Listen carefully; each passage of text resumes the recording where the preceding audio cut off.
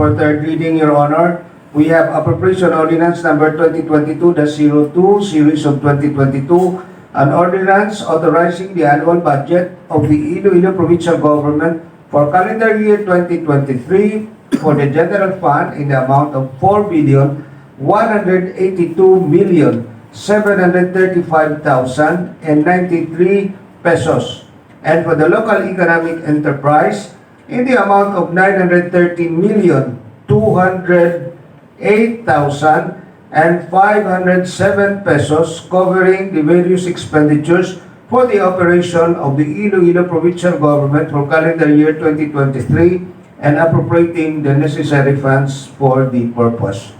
For third reading, I move for the approval of Appropriation Ordinance Number 2022-02.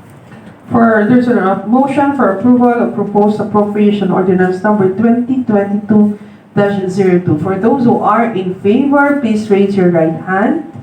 Mr. Secretary. All members present, Your Honor, voted in favor of the ordinance. Based on the result of the voting, proposed appropriation ordinance number 2022-02, series of 2022.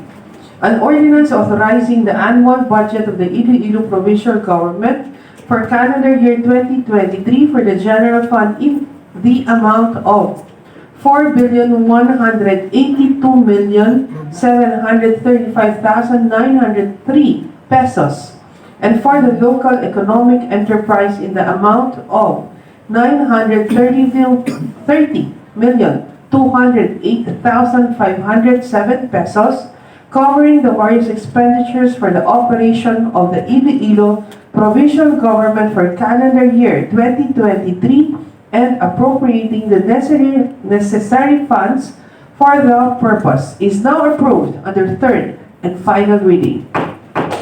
Thank you.